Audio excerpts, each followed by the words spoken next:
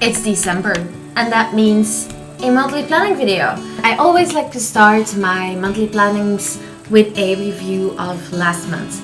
And what a month November has been. I went to Paris this November with one of my best friends. It was amazing. I got engaged the weekend after, which is also just mind-blowing. Like, I am planning a wedding now. I am going to be a wife.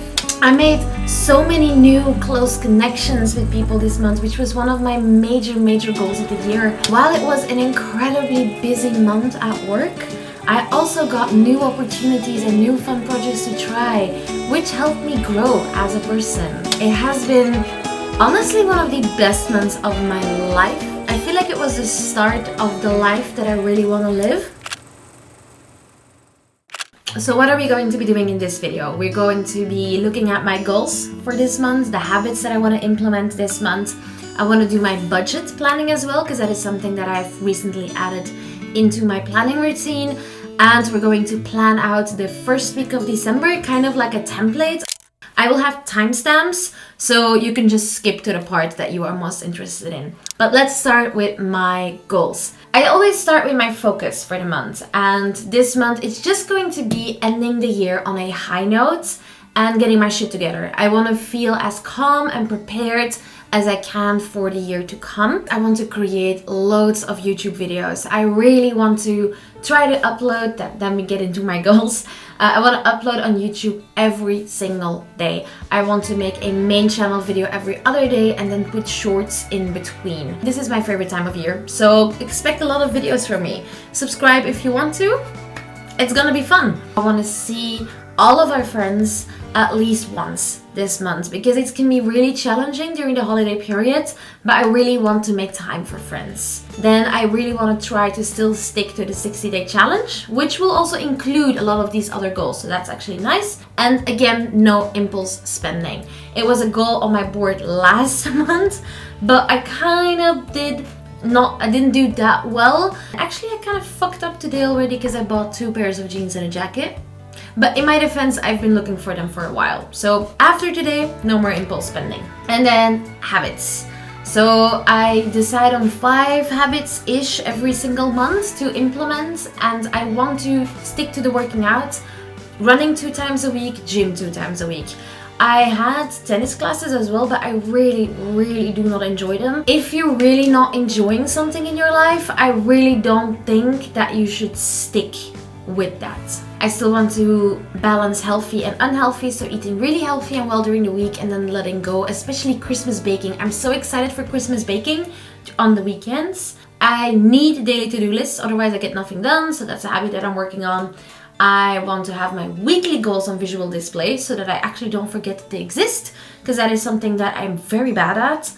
I want to keep up with my daily cleaning sessions, which I have really kept up with last month, and I am now a person that needs a clean space, which is both very nice because our place always looks presentable, but also very annoying because if it gets out of hand, I get really stressed out now, which is not the nicest. And I would still want to keep up with creating every day and shooting B-roll every day, which shouldn't be too hard if I'm trying to create a video every single day.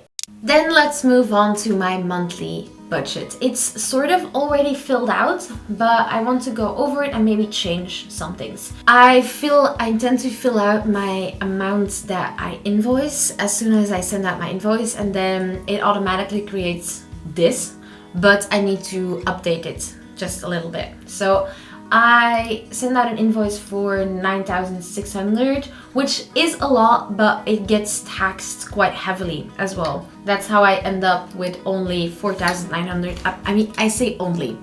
It is a lot of money, but it gets halved, basically, the money that I earn. So this is actually the budget that I'm working with, and that has to be divided. So for rent and groceries, that will stay the same. So these outs are kind of always the same. The same thing with my retirement fund, it is always the same amount of money. Investing is something that I do on a semi-regular basis. I know that December is a very expensive month, so I don't do it right now. Then on months where I have a bit more money to spare, that's where it goes. Then saving for the house, I try to put 2,000 aside, but I know that this month that's not gonna happen. So it's gonna be 1,500, and I only put 500 in the stupid shit fund. The stupid shit fund is also our wedding fund, but since I'm getting married, I try to up it a little bit more every month now. So that's 500 that goes to there.